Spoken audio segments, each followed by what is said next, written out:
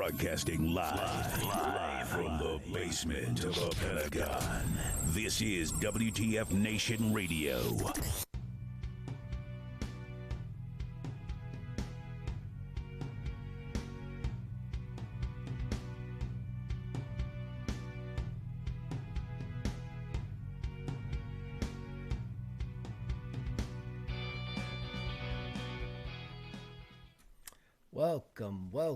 Welcome.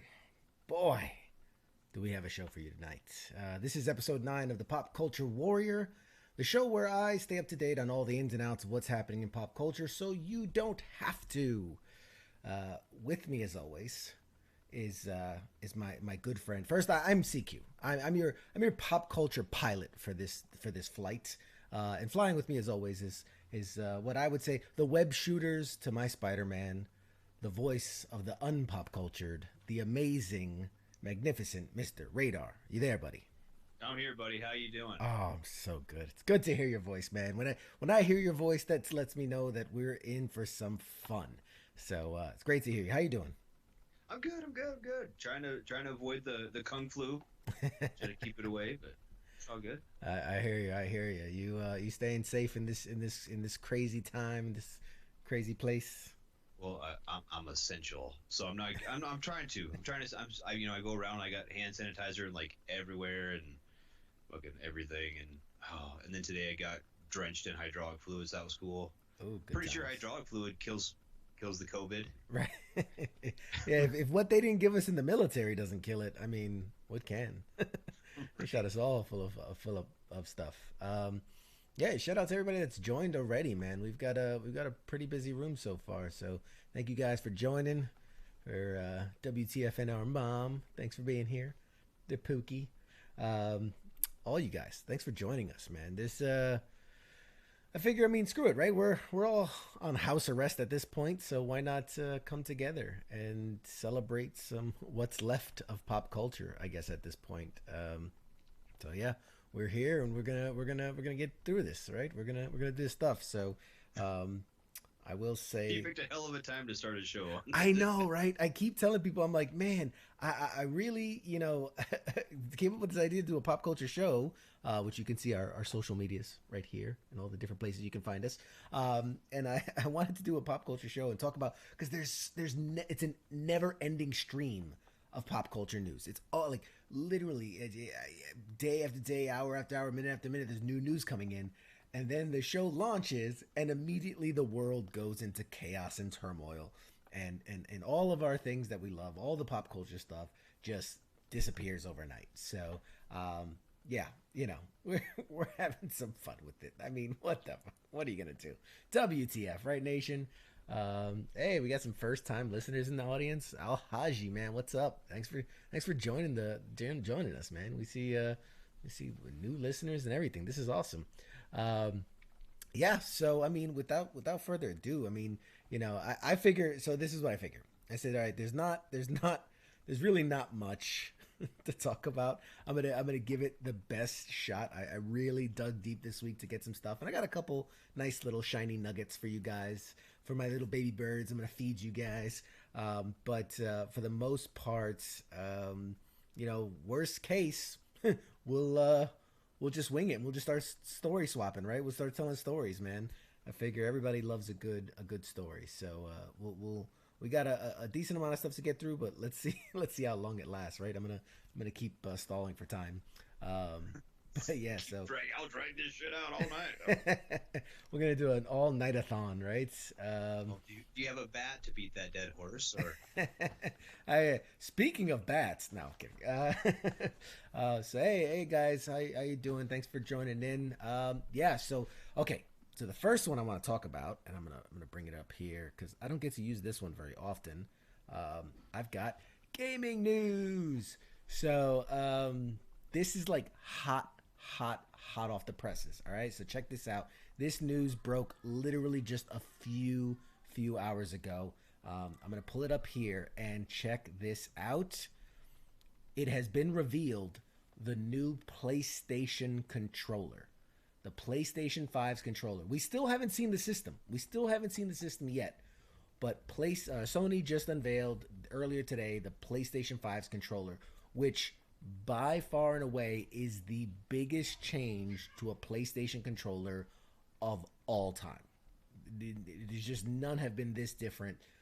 Retaining just a few key parts of the classic, but for the most part, it is completely different.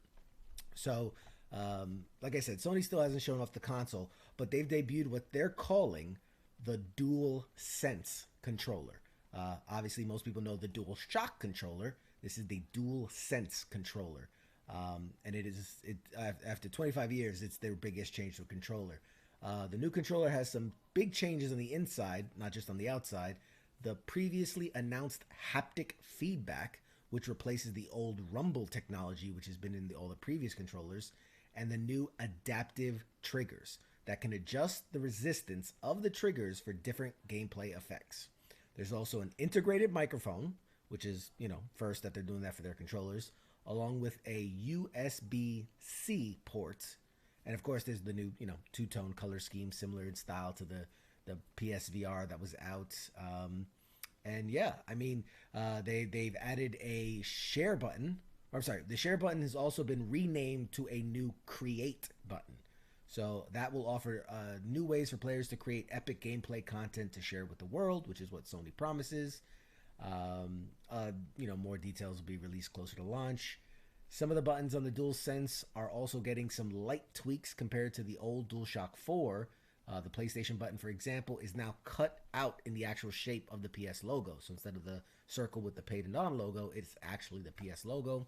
And the triggers have received a more angled design than past Sony controllers. Other features from the DualShock 4 will remain on the DualSense, like the center-mounted touchpad is obviously still there. The light bar, but instead of being on the top back part of the controller, is now on the left and right side of the touchpad. Sony's also sticking with its symmetrical controller layout, with the D-pad obviously and the face buttons at the top half and the analog sticks on the bottom, which is kind of the thing that I don't really like about their controllers, but it is what it is. Further details about the DualSense will likely how much it'll cost and things like that will be announced closer to the launch in the fall. But just for reference, the DualShock 4 cost about $60 when it was released, so somewhere in that range. So, what do you think? It looks. It might be more ergonomic than the old ones. I kind of like that how the side profile of it, the bottom picture you have there, like where your hands actually go, almost looks more Xboxy. Yeah, instead definitely. of the kind of pointy how PlayStations have been for, like you said, 25 years. Yeah. So it may be a little bit easier for me. I don't like that kind of. I don't know. I like the more flowy, ergonomic design. Right. Like you said, I'm not sure if I like the middle joysticks being, together. It's just a weird way to hold the controller for me. I don't know. Seeing, it goes back to some people love that, some people hate it. Right. I personally don't like it. I don't have long thumbs, so it's always kind of. I feel like I'm reaching. It's weird, because you have to angle your thumbs inside, because most games nowadays use the one stick moves your character, one stick moves the camera. So then you knuckle your fingers inside. I know it's just a weird thing, but I gotta see. We got King. He says it's horrible in all caps, horrible. All right. Well, great, man. Hey, if you people want to call in and talk about what the controller looks like, then by all means do. Number is not streaming on the bottom right now, but it's up there. And then I see David. David, man, thanks for joining. He says you can see. Sorry, I can definitely see a customer paint job for it. I wonder how easy it will be to take it apart to hydro dip it. Ooh, that's interesting. Hydro dip. You take the pieces off, you dip them in the liquid that has gives you the paint job, the wrap around it. Being that it's all white, that does allow you to do some pretty creative stuff with that. Yeah, I'm sure that's a way to get that the customer base. They know they're touching on what people like to do and customize the controllers. Oh man, we got a bunch of people joining. So hey, Matt, what's up? Timmy Wells. We got everybody's in there. Dave, King, Mike, welcome. Thanks you guys. Haji says y'all stop hating on Sony. Can't wait for it. All right. Hey, I won't hate on them. I am a little more brand loyal to Xbox, but it's not even that it's the brand that I'm loyal to. I like and we've talked about this many times. I like the online a little bit better. I like the games a little bit better. I love the controller much more better. But you can see, especially from the side profile, you can see they're going with a more ergonomic, angled, rounded feel to it, which the old PlayStation controllers were just. It's almost like an IKEA table desk thing, or you know what I mean? Like it had just kind of legs and it just sat there. But Dave says Sony almost killed Spider-Man. I don't like Sony. They're coming around. I mean, they let Marvel do their thing, so I think Spider-Man's in a better place now. But I heard the game was great. And Pookie says, you know what Xbox players never get? God of War. See, okay, if you guys want to talk Pookie, if you want to talk God of War, latest rumor is that God of War is not going to be an exclusive anymore. So we'll see. And Doc says, Sup Nation. What's up, man? Thanks for coming in, Doc. So this is the new PlayStation controller. Love it or hate it. I'm definitely intrigued. My biggest pet peeve with PlayStation is they were so hardcore on like, we're not going to change. It works. It's going to stay the same. Imagine if Nintendo did that. Imagine if we still had the rectangle, NES controller. And they're like, hey, it's worked for years. We're gonna keep it the same. That wouldn't make any sense, Xbox, they've shown that they can, adjust and refit and retool the controller every iteration of systems. So I think it's smart. I think it's a smart move. Someone wrote, you know why the PlayStation controllers don't have letters on the buttons? From what I heard, it's because PlayStation users don't know how to read. Is the joke. That's why they had to do shapes instead of letters. That's a great burn. Love it. Yes. So we'll see. We'll see if how it does. I mean, I guess I'd like to get my hands on it. Nowadays, when you can't go into a GameStop and touch something and feel it, but I'm interested. I'm definitely interested.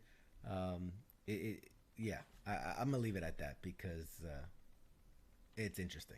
It definitely looks a little bit more like as the more I look at it, it looks more like a Xbox controller more and more. But they kind of we're sticklers on we're gonna keep the thumbsticks where they should be, But everything else. Well, like I said, if you really like the PlayStation setup, it's kind of a nice segue into it. But yeah, my little baby hands, I can't do it. Yeah, hopefully they make it a little bit larger. So, awesome. All right, so let's boop. What else we got? Speaking of PlayStation and speaking of exclusives on the PlayStation, everyone. We got a new comment. Juan, man, thanks for joining, man. Coming in and checking us out.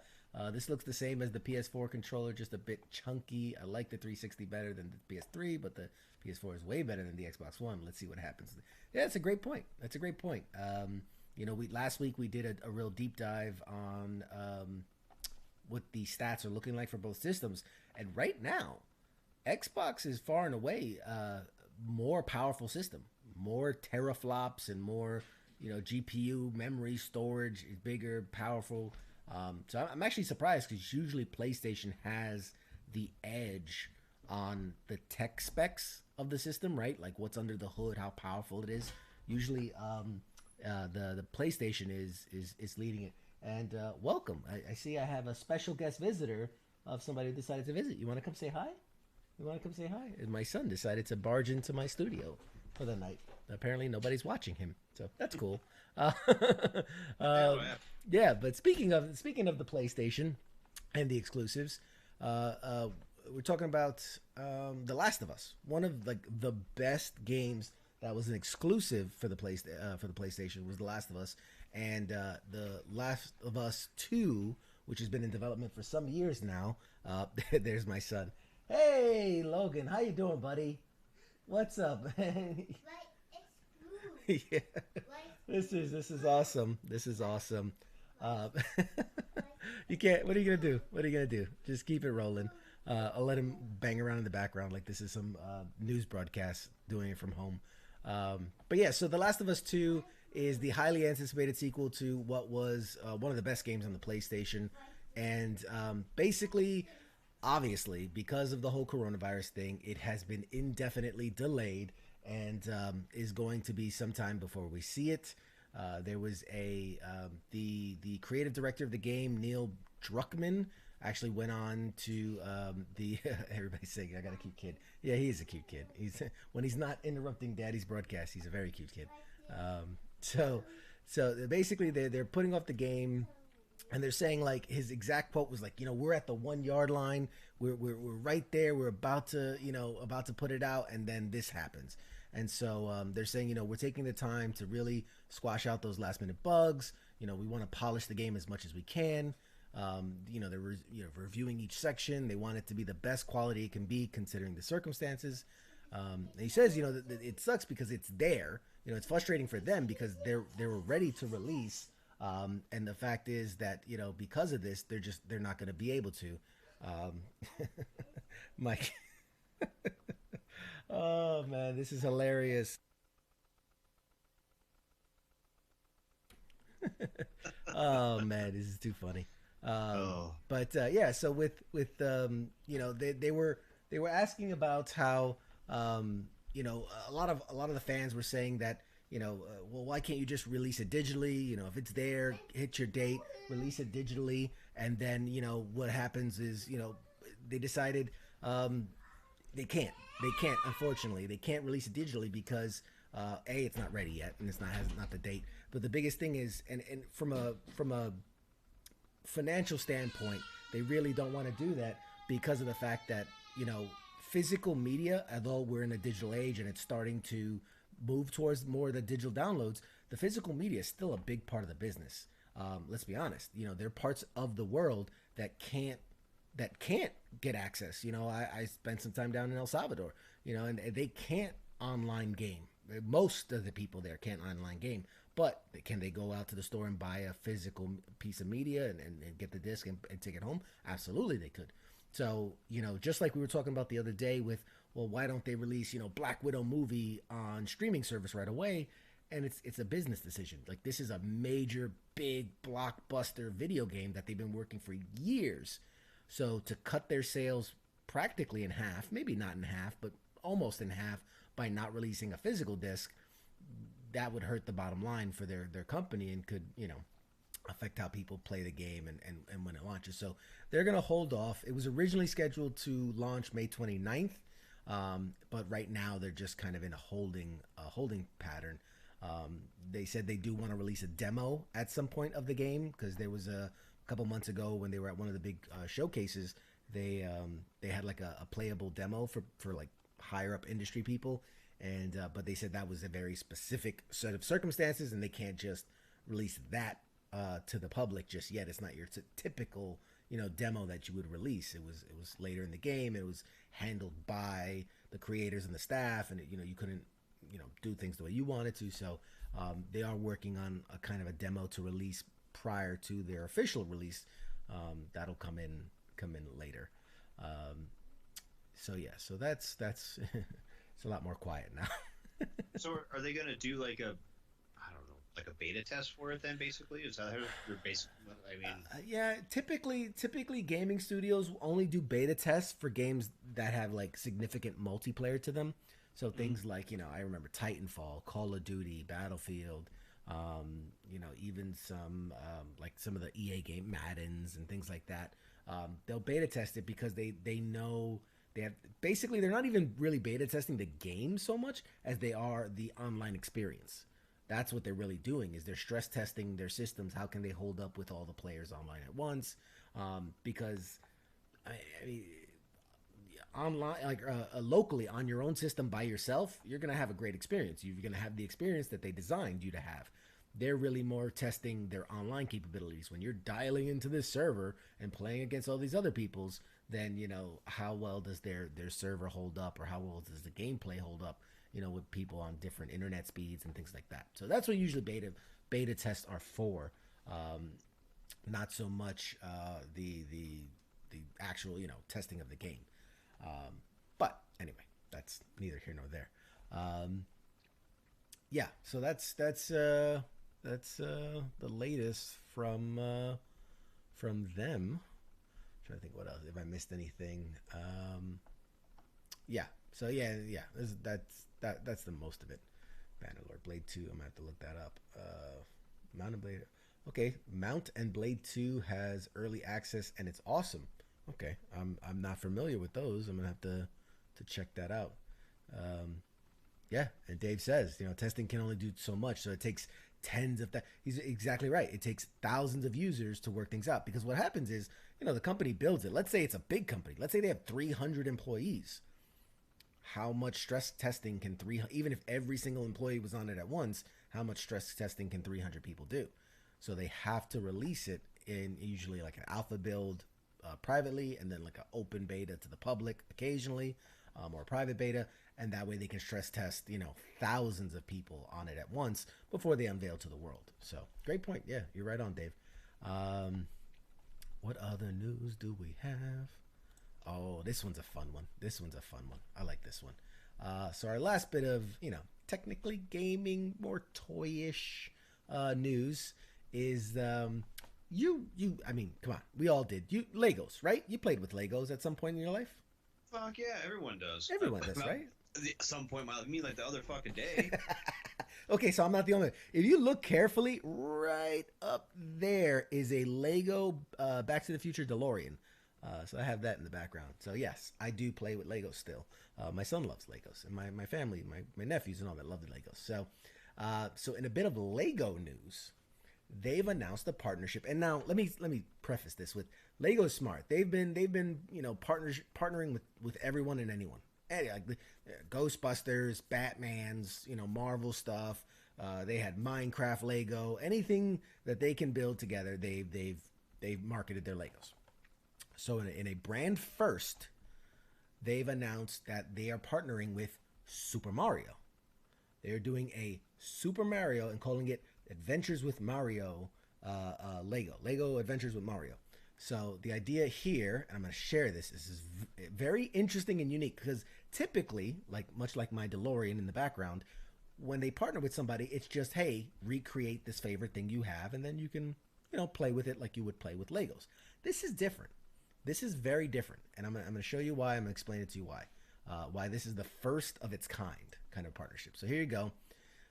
Basically, Nintendo and the Lego Group will launch the Lego Super Mario line on August 1st.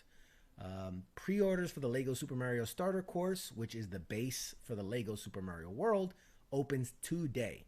The starter kit costs about $59.99, $60, and Lego is offering a Monthly Mole and Super Mushroom expansion set for those that pre-order today, or pre-order before it comes out. The starter kit includes 231 pieces. So the Lego Super Mario Starter Course is essentially at the center of the new line, which lets players build levels and move Mario through them to defeat different enemies. The Mario figure has built-in screens, a speaker, and an accelerometer to give the set its game-like feel. Players will be able to build onto the starter kit with different expansion sets, two of which were revealed on Tuesday: the Piranha Power Slide expansion set and the Bowser's Castle Boss Battle expansion set. Details on the Monthly Mole and Super Mushroom expansion set included with the starter pre-order remain limited. Now, you can see here, it's pretty cool. So the idea is that you build a level of Mario. And not just that you build it to play with it, but the figurine, the actual Mario figurine, has a built-in LCD screen into his chest as well as eyes, so he can be expressive as he plays through. When you step on the little coin things, his chest will light up and go bling. It has a speaker. It makes the sound. It has an accelerometer. You can have a start time, end time to see how fast you can get through the levels. You defeat enemies. You really bring the life of Mario out into the Lego world. In the bottom middle, and the bottom, I think is right, reveals the expansion kits that are releasing alongside the upcoming starter, which include an oversized electronic Mario figurine that reacts to your Lego built levels like some kind of real life Mario marker, The first expansion leans a little more to the zany make your own platforming course. So the Piranha Power Plant. Oh my God, this is a hard tongue twister. Piranha Plants Power Slide, which retails at $30, lets you build a hellish, twisty, turny slide to imperil the poor plumber with a deadly Mario-eating piranha plant at each side. Now the second one, which is the Castle Builder, is more of like a level building theme. It's probably a little more in line with what you might first expect from a Mario Lego theme. It's the $100 Bowser's Castle Boss Battle Set and gives Mario a vast new locale to be played around with and to go toe-to-toe with a brick-built version of his Koopa arch nemesis. It's still got plenty of the interactivity that's making this crossover so unique, but it's basically a big old Bowser's Castle for you to build, which is fun in and of itself. So, yes, as of today, you can pre-order this for an August 1st release. So guys, check this. I mean, this is pretty cool. What do you think there, man? I think I should unmute myself before I start talking. I think it's cool as fuck. Right? I don't know if I'm going to pre-order it though. Well, I mean, it's really for the kids, obviously, but I think it's cool. I think it's very, very unique. It's I've always loved Legos. I've always, I was a creative kid and I love to build stuff. And the idea that you can have this Lego that now takes on a life of its own almost, right? Is something very unique to me. I don't know if this is the next big thing. I don't know, but I super like the fact that they're trying it. You know what I mean? They're going for it. I know when the Wii, what was it, the Wii U, not the Wii U, the newest Nintendo one, crap, I can't even think of it. The newest Nintendo thing, it had like that weird, like you buy the cardboard box thing and it pops out and you could create these like almost like animatronic kind of things, and like, now you're a robot suit and you built it out of cardboard. I saw that and I was like, like I get it. They're trying to bring more of the play into the playing of the game, but it didn't seem like something like kids to me would be really into, or they would get bored of really quick. This, on the other hand, really seems to kind of, I don't know, it tickles that part of the funny bone where it's like, this is something that'll keep changing, keep evolving. There'll be new sets. There'll be lots of new add-ons, of course. How well is it going to hold up? How well is it going to last? I mean, how crazy can you get with it? I don't know. Like, obviously, the details are all the details I can find is what I basically gave to you. Dave asked, "What's the suggested age for it?" I think it was 8 to, or was it 6? I don't know. I had, I'll pull it up. I had it right here. Let me take a quick peek at this. The suggested age was 6+. So that's, I mean, that lets you know right there. It's not, it could be, 6+. It's fascinating to me. It's very fascinating to me. I think I could see this becoming like the It toy. I could see this becoming the It thing that every kid wants to play with, or I don't know how relevant Mario is to kids these days. Is he as popular as he's always been? But it definitely is something I can see people playing with.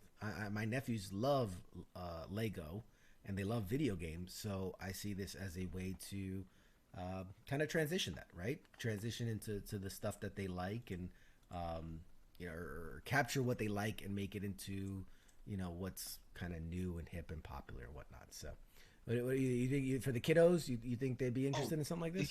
The kids will love it, but here's the deal with that: is I don't know how much, because we just have like the Lego box, right? Right. Like I think most families have. We just have like a big ass tote. It's a a Tupperware tote deal full of Legos, and the kids just build whatever the hell they want to build. Right. And every time I've ever bought something that's you're supposed to build it per spec or whatever and make a little town or some shit, right? Right. The kids always just break it apart and then build like a lopsided airplane. Yeah. You know what I mean? I think that's the traditional experience, is that you build the thing you want to build, see how long it lasts, a couple days, maybe a week, and then it's pieces, and then it's fodder for the the creative fire. I know, not calling anyone out. I got a brother-in-law who gets obsessed with the Legos, so he like super glues them together to make sure that the kids can't break them. Because then it becomes more of a toy. It becomes more of a they have the Back to the Future car, the Batman car. They had, I think it was the Ghostbuster car. But if pieces are flying off all the time, you don't really have that. You just have a bunch of pieces that could make that. And who keeps the instructions, right? The instructions are gone the day after you have it. So, so I get it. I'm curious how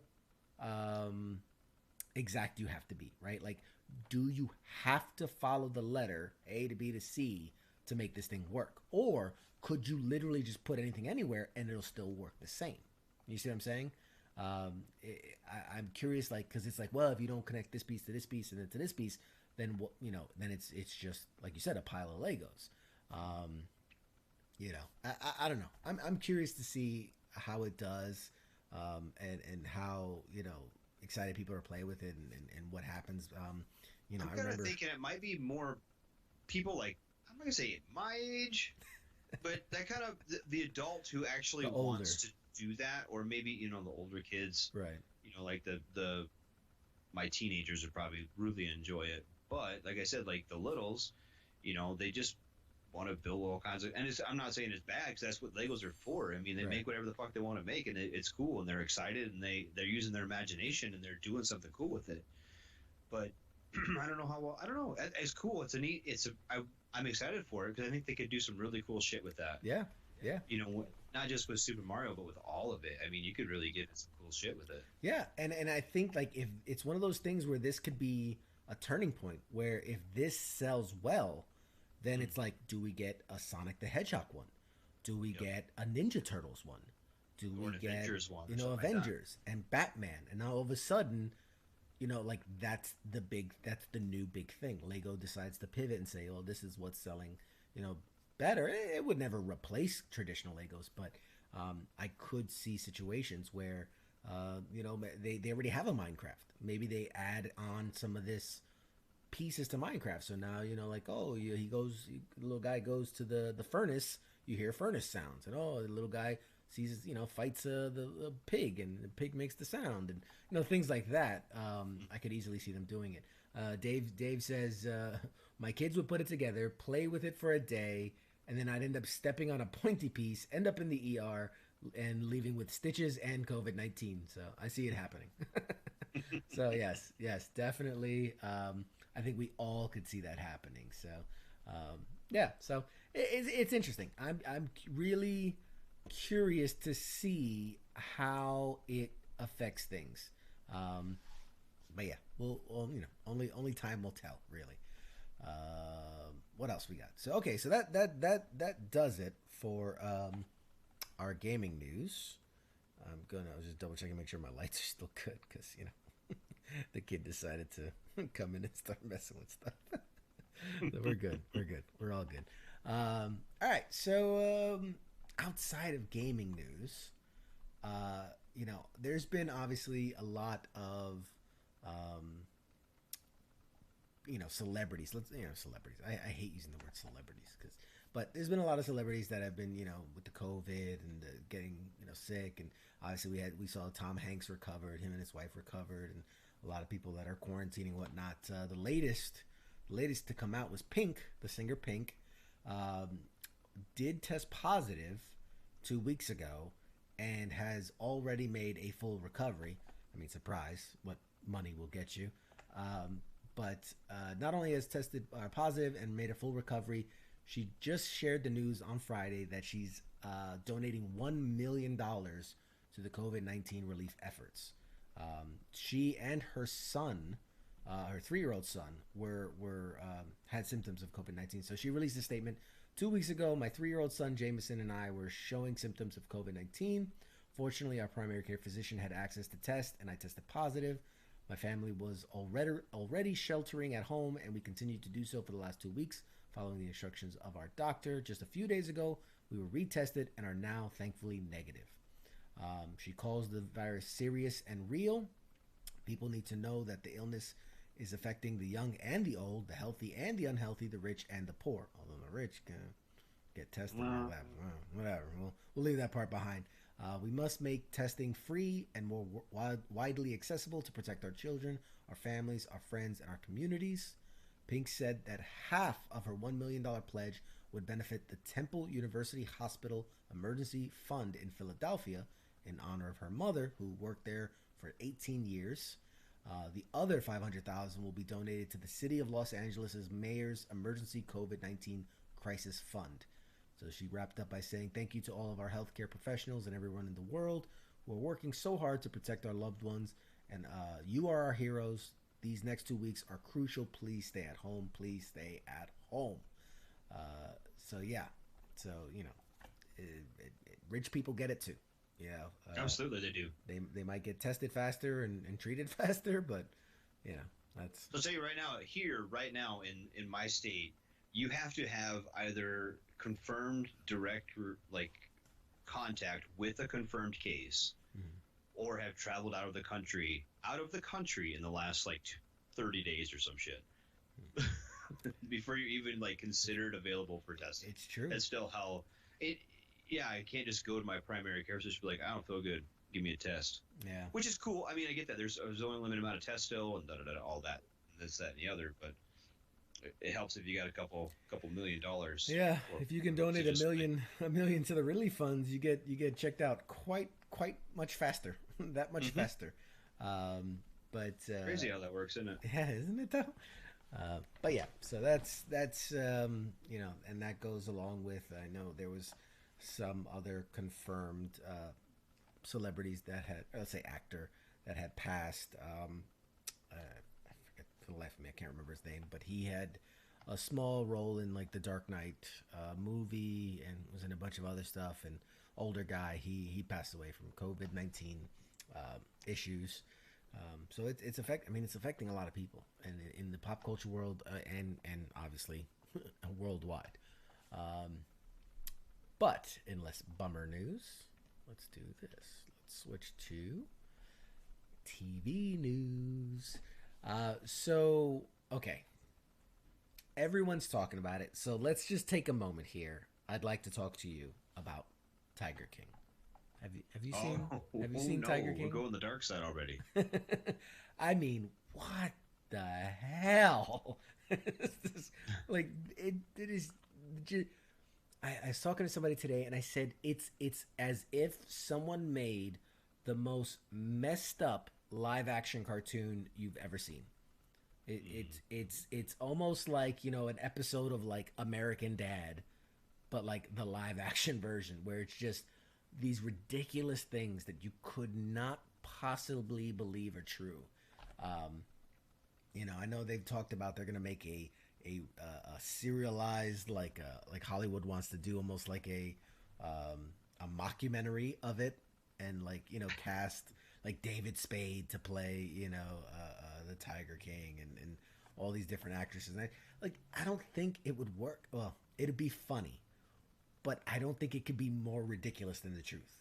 The fact that we see this saga unfold firsthand in you know, in the video that we see, like, I just kept telling my wife, me and my wife were watching, I just kept going, I can't believe they have footage of this. I can't believe this was caught on tape. I can't believe, you know, they're saying these things knowing that they're being recorded. Like, saying these things and doing these things. It's like watching a train. It really is like watching a car wreck live. Thoughts? It's fucking awesome. It's the world's best fucking train wreck too. Oh my god! And the memes of fire. Oh god! It's just, yeah, and talk about hitting at the perfect time. Like, I really do wonder if let's say COVID never happened, does Tiger King have the amount of eyes? Like, I think it would have been big. I think it would have caught the attention of a lot of people because it's just so ridiculous. but would it be as mainstream as it was if not for COVID-19? What do you think? No, oh no, definitely not. Okay. Because there's such an audience right now Yeah. for all of that. You have to be pretty fucking bored to like watch that. I mean, at least at first, I'm sure the first people that watched it had the same response that you or I just had to it. Like, this is fucking, it's so ridiculous. You have to keep watching. You have to keep seeing what's happening. And if these characters are even slightly real, like, you have it engulfs you, and you have to. But the first few people had to have just been fucking bored as shit. Like, what's a tiger? What? That's fucking dumb. I'm not watching that shit. And the first, I remember seeing the ads for it, like, before it came out or whatever on on Netflix. You should watch this. I'm like, that's fucking dumb. I'm not watching that shit. Yeah. And then all of a sudden, I'm stuck watching all of them. Like, I think I'm on my third time through it. And it's crazy because it's like you watch the first episode and it's very typical. It's like, oh, this guy's got tigers, and it's okay, but then it's always like that last minute of the episode, that last 2 minutes of each, where they hook you and they go, you felt this way about that, but wait till what happens next. And it's like, wait, what? And then, you know what I mean? Like, they just misdirection, because you're building this narrative that goes this kind of one way, and then like the last possible minute, left turn, and then like that's the focus of the whole next episode. And then you get to the next episode, you're like, okay, well, that was crazy. Last minute, left turn, and it's just like, what the fuck? That's insane. And yes, that bitch Carol fucking Baskin. Carol fucking Baskin. She fucking did it. King says, it's directed and produced in a way that keeps you glued. It deserves an award. I will tell you what, for the way that they took and it's crazy when you think about it, because like the first episode, like if you go back to the farthest footage, it's only like, it was like 5 years prior to the current day.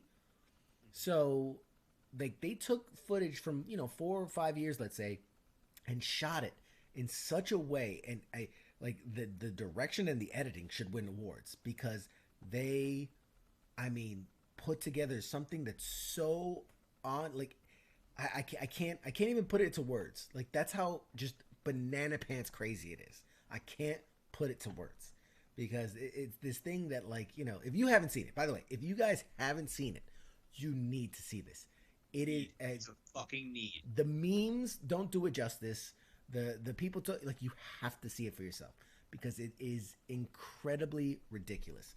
And so, yes, everybody, the chat board, I figured it would be lighting up that Carol Baskins definitely killed her husband. Yes, I am, and I can't say this because then I'll get sued. She'll come after me, man. Big Cat Rescue will come after me next. Obviously on my platform here. But yeah, no, she definitely, she maybe not did it, but she definitely had something to do with it. She was involved. I asked. Juan says, free Joe Exotic. Yes. A buddy of mine said today, he goes, Trump needs to exonerate and free Joe Exotic, and then they need to give him his own show where, like, he's a detective, a private eye that, like, goes after Carol Baskin. Like, that would just be the best reality show ever. So yeah, I'm all for that. Anyway, the reason, we could talk about this all day. It's it's just an awesome train wreck of a show. But the reason I brought it up is a couple reasons. So first, I'm going to read you a couple of things about Tiger King. But instead of seeing my wonderful face, I wanted to share this because this is just hilarious. So what I'm going to share to you while I Juan says she definitely did not do it. Yes, she did not do it. You are correct, I believe. So here is, because we've all seen Joe Exotic and his crazy band of characters, here is Sylvester Stallone and his family dressed up as the characters from Tiger King. So I just want you to enjoy that visual while I read you the next couple of stuff. So first, if you love Tiger King, then you will be getting a new episode sooner than you think. So Netflix is bringing another episode of the mega hit docuseries to their platform next week. So Jeff Lowe, who Sylvester Stallone is dressed up as him in this picture, Jeff Lowe is one of the personalities featured on the show, and he appeared in a video on Twitter posted by Los Angeles Dodgers third baseman Justin Turner. The bonus episode will take the form of a follow-up entry of Tiger King. The producers from Netflix were at Lowe's house yesterday to shoot footage for the upcoming installment, hopefully to be released next week. So just a few days ago, the directors of the Netflix show, Eric Good and Rebecca Chacklin, talked to The Hollywood Reporter about the prospect of a season 2 of the show. They clearly were more concerned about the quarantine situation around the world, however, but acknowledged that the runaway success of the first batch of episodes would probably tip their hand at some point. Right now, filming is obviously a bit difficult, but it wouldn't be too hard to see a legitimate second season coming down the pipe some later time. So really soak me in sardine oil. Yes, you're right. I like great comment. Obviously they're more concerned about right now about the pandemic that's hitting the world, but they definitely think that there's more to tell. And Good even joked that they were going to make a sequel called Locked Up with Joe, in light of the whole, we're all locked up at this moment. I think it's a very uncertain time and people want an escape. And this is a world that very few people even knew existed, inhabited by some very colorful, charismatic characters. And so hopefully it provides some relief for people from the anxiety around what's transpiring around us. So that's story 1, Tiger King. So are you looking forward to a Where Are They Now episode coming soon? Absolutely, I am. Absolutely. I'm getting a little chubby right now just talking about it. Do you think Rob Lowe's sleeping with Rob Lowe? Not Rob Lowe. Oh God, that's the actor. Do you think Jeff Lowe is sleeping with that hot nanny that they picked up for his kid? He fucking better be. If he's not, he needs to get the fuck out of the way.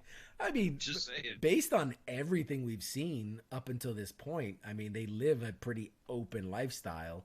So I'm going to assume that they have some sort of relationship with the nanny. I saw a picture online where the nanny is with the kids, so she's still around. If we had a nanny like that, my wife would probably leave me for her. So I don't even know what you're talking about. Yes, that's well played. So in a second big bit of Tiger King news for all you guys hungry for more, Investigation Discovery, which is a channel on most people have that have cable, has decided to order a sequel series starring Joe Exotic. So the show Tiger King Murder, Mayhem, and Madness has been such a runaway hit that more networks want to get in on the craze. So Investigation Discovery announced that Monday afternoon it had ordered a docuseries, which the network is billing as a definitive sequel to the cultural phenomenal success of Tiger King. So a press release distributed by the channel suggests that this iteration of the tale, looking into Joe Exotic, whose real name is Joseph Malondo Passage, will be told strictly from his point of view. So it's going to include diving into the questions of whether or not Carol fucking Baskin had something to do with the disappearance of her second husband. Investigating the strange world of Joe Exotic will show the investigation you didn't get to see, revealing the secrets only Joe knows, with exclusive footage that has never been shown, and the search to an answer the one question every person is still asking themselves right now. While the Netflix series is technically a true crime series, it dealt with more of the outlandish people surrounding Joe Exotic rather than his own trial and conspiracies. That's where this show will come into play. Viewers are understandably riveted by Netflix Tiger King, but the millions of true crime fans around the world are left wanting more. ID is the perfect place to find the inevitable sequel to this drama, featuring a missing husband, a hitman, the illegal business of exotic animals. It's time to let the cat out of the bag and address the lingering questions the viewers demand be answered. That coming from the president of the stuff in the ID. So, yes. What do you think, man? What do you think about a series based specifically on Joe and all he thinks about. Oh, it's Right, awesome. I'm so fucking excited. right. Because I really do like um ID and some of the stuff they do. So they have could be really fucking good, I or think it could so. suck balls. I mean, let's be honest. I It could be shit. I think it will. I think it will be good, and because out as outstanding and outlandish and over the top the show is, you know, I also watched it going like I was even telling my wife, I'm like, oh, we're getting to the last episode. I'm like, this is gonna be the episode where they really go into the trial, and he's gonna say all this stuff, and then they just kind of skip over it. And I'm like, man, Right. they really missed an opportunity to like to really for him to like do almost a wrap up episode where he like I get like I saw it in my head as like a TV like a series finale, right? Like we're gonna wrap up or even a series finale, right? It's the last episode of the whole series. You know, they love to do their little send off episode where they recap everything that happened and they tell they look back and all this and all that. I saw that as like the trial would be the perfect plot device, you know, to retell the major parts of the story and maybe have his unique, crazy, conspiracy, drug-addled take on everything that happened. Um, and they skipped right over it. So Oh yeah, they skip the fuck out of it. And okay, let's be honest. I'm not even sure. Like, uh, they really could have done that. But I wonder if they did that on purpose. So kind of, how the movies will like set you up for a sequel. You know what I right, mean? or Like do it as well as it's been produced, right. it would be hard to think that they didn't put some thought into that. Yeah. Or I mean, there's they can always do the Netflix side series, The Trial of Joe Exotic, and like full episodes just on that trial.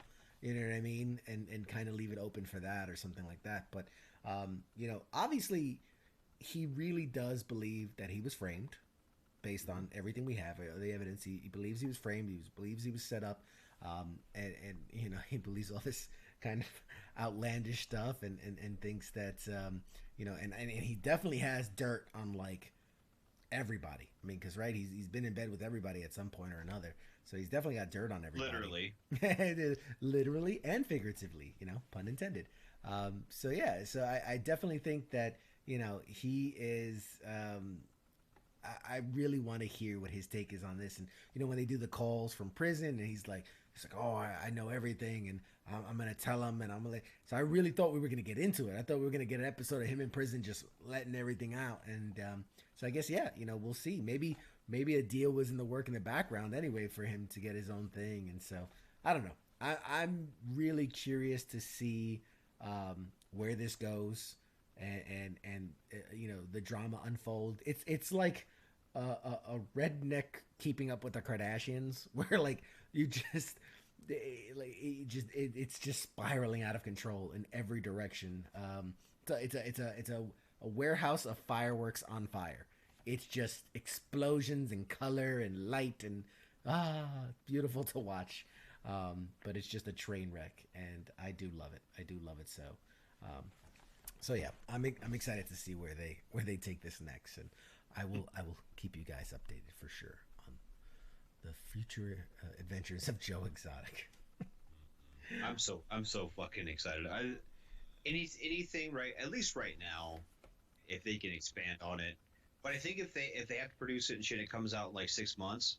You know how these internet fads go, dude. It's gonna be It's dead. gonna go away. It was like, what's it? Fucking Tiger what?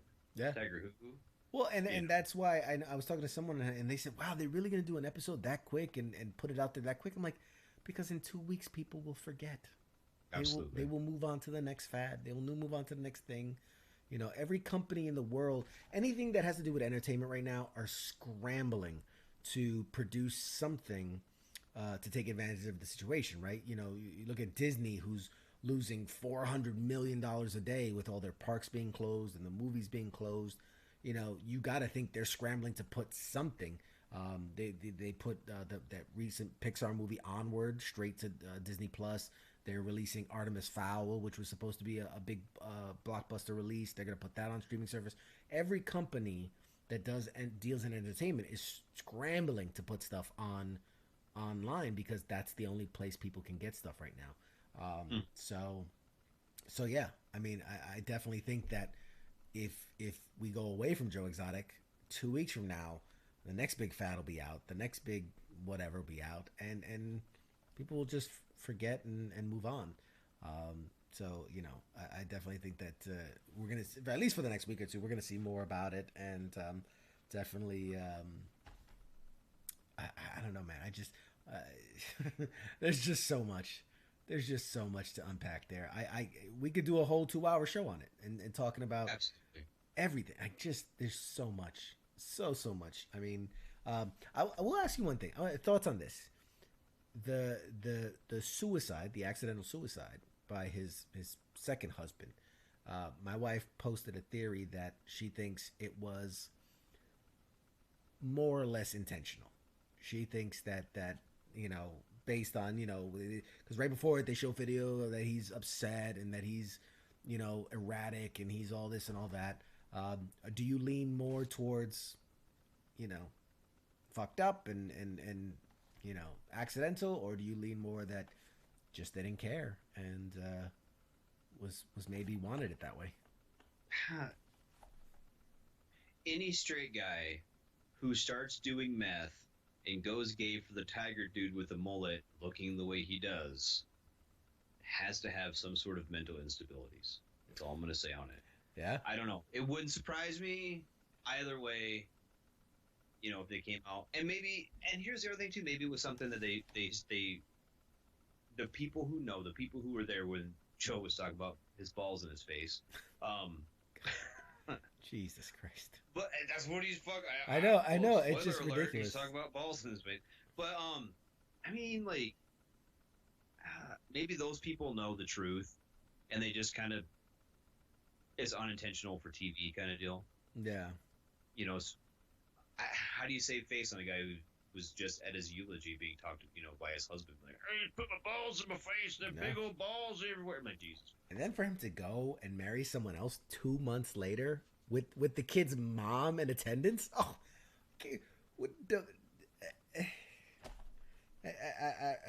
I can't. I don't know. Like that's the whole. Again, if you guys haven't seen this, I'm gonna stop talking about it. There's people right now listening who haven't seen that. You're missing out. And they're like, "That's the most fucked up thing I've ever heard," and that's not even close to the most fucked up thing you're gonna see on this show. That's not the most fucked up thing in that episode. Nope. Like there's so much wrong, so much wrong. I'm sure people are like, "How much wrong can it get?" Just trust me, it gets worse. But I don't even know how to say worse, because it's awesome at the same time. Yeah, You know what I mean? It's like really, really, really, really, really hot wings. And you're like, "Oh, these are too bad," but you have to keep eating them. It's like the same thing. That's not a bad analogy. I like that. Yeah. I like that. Interesting. All right. Well, shoot, we're at the end of our first hour, man. Time flies when you're talking about tigers and meth and gay mullet wearing presidential hopefuls. Oh, this show is ridiculous. And it just snowballs to worse and worse and worse, and you're just like, it is a cacophony of catastrophes of epic proportions. It's so bad, but fun to I will watch. say this as a caveat. I think is Spanky out there? But anyway, legit though, if you haven't watched it for the first time, give it like 3 episodes. Yeah. Like they're like 40-minute episodes. Yeah. Give it the first 3. If you're not sitting there just in awe, buckle your fucking seatbelt because it gets worse. Yeah. But just you have to give it a shot. Legit, you have to give it a shot. It is a sharp incline with how bad it gets. Like it just. Whew. Juan's got a great comment. He says we're all just one bag of meth and a pet tiger away from being gay. I mean, truer words have never been spoken. A bag of meth and a tiger. I think. Yeah, I'd pretend to be gay too. I guess. I guess I can pretend to be gay for like a minute, but until he's like trying to like stick some stuff inside me. I'm like, I'm not that gay. Yeah, I can be gay right up until he's inside of me, and at that point, I draw the line. Jesus Christ! I never thought these are things that I would say. But this is what the Tiger King does to you, man. He's charming. He you know, is and the memes. Oh God, the memes. He's charming in a meth head sort of way. Yes, in a I can get you meth and tigers kind of way. He's very charming. All right, guys. Well, shit. Thank you for joining us for hour 1 of the show. We're gonna take a little short break. I'm gonna go cry hysterically at the thoughts of all the things I've said live on air, and then and then we'll be back in a little bit for more stuff. And stay tuned. I got a lot of really good stuff to talk about in the second hour. We got movie news and all types of fun stuff. So don't go anywhere. We'll be back very soon. And shots.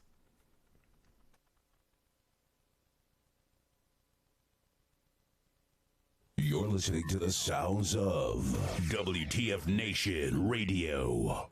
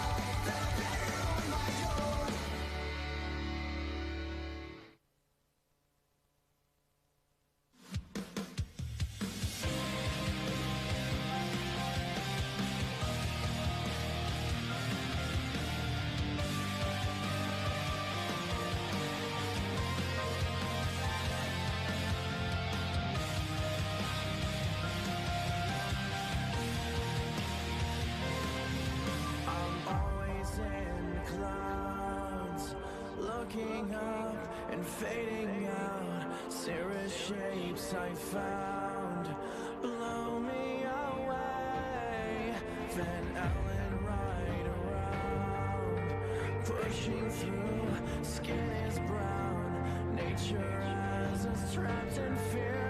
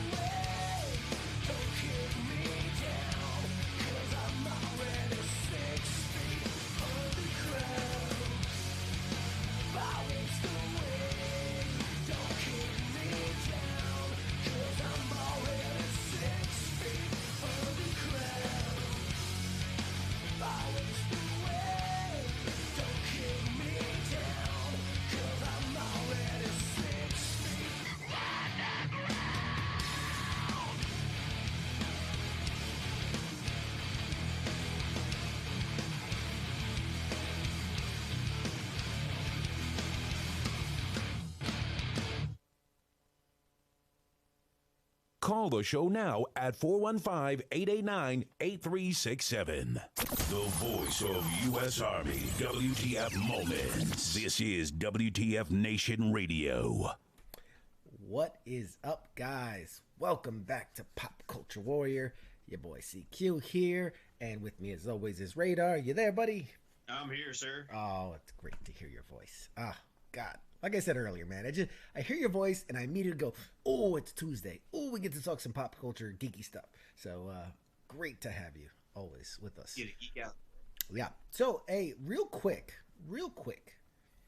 for those that weren't here last week, on a spur of the moment decision, I decided that if we could get to 50 live viewers watching the broadcast, live viewers, that I would give away one of these cool CQ branded hats or a Pop Culture Warrior t-shirt. Now, we hit the 50, randomly selected someone, and my friend Radar here reached out to them, and they did not respond. And we tried another person, and lastly, a third person, and no one responded. So, in that vein, if we can get to 50 viewers, which right now we're about 16 to 20, we're bouncing 16 to 20 live viewers, so that's not really much. If we can get to 50 live viewers again here in the next hour, I will offer once again to send out a really cool, really nifty CQ branded hat or Pop Culture Warrior t-shirt. So get out there, share it, spread the word, share it with your friends, share it to your page, let people know that we're here and we're doing this. I got a lot more good stuff to talk about, especially if you're into Marvel movies. We're gonna a big chunk about Marvel movies and what's coming up with that. So share this out there. We'll keep an eye on the numbers. If we hit 50, we will randomly select someone from the audience and they win a free hat or shirt. So you were warned. We're gonna do that. You like that? You were warned. I love it. I fucking love it. You know, and then I said every time we do this and every time we successfully have a winner, we're gonna raise the stakes, and with raising the stakes comes raising the giveaways, raising the prizes that you can win. So get out there and spread the word, man. Yeah, we're already almost at 20.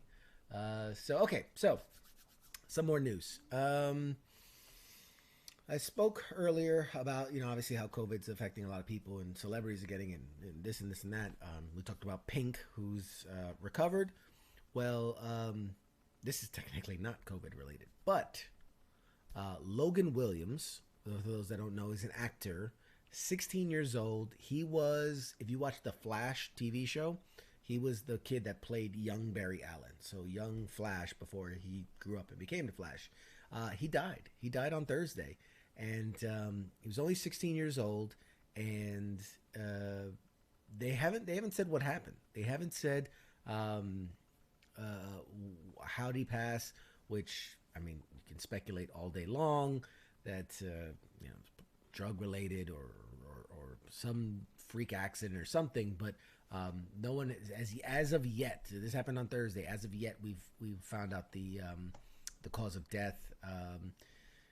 Grant Gustin, who plays Barry Allen, who plays the Flash on the TV series, shared the news on his Instagram and Twitter, and posted a photo of the young actor. And it was a picture from when they were filming the pilot in 2014. He said he was very impressed by not only Logan's talent, but his professionalism on set. My thoughts and prayers are with him and his family during this time, and onward. I do have. Let's see if I can pull this up. Pull it up. Yeah. Just tragic. I mean, obviously the top right, you can see that it's the young Logan Williams as young Barry Allen, and then a more recent photo on the bottom of him at 16 years old. So I hate to see it, because obviously 16 years old, you have your whole life ahead of you. It sucks. It's a tragedy. We'll probably find out eventually what was the cause, if it was accidental, if it was who knows what. But yeah, it's just a shame. You watched the Flash, right? You've seen episodes of the Flash? I think so. Yeah. I sure have. Yeah. So yeah, it's Yeah, I mean, there's not really much more to say it's a loss. He was originally from Canada, and he played young Barry Allen, I think, in 8 episodes of the CW series. The last time he was on the show, obviously, because he kind of aged out of the role. Second season, and yeah, he was in a bunch of other stuff, but just so young, man. It's a shame, you know. You see young again. You have your whole life ahead of you, you know, and you would think that yeah, things like that shouldn't happen. You know, I have a young son, and I couldn't imagine something happening to him at a young age. That's just No, it's heartbreaking. Yeah, but it's the world we live in, man. These things happen. But so that's that. On a bit more uplifting news, let's bring it back up. If you are not a subscriber to the HBO Now and HBO Go platforms, starting April 3rd, which was obviously a couple days ago, HBO is making over 500 hours worth of movies and shows available to stream for free.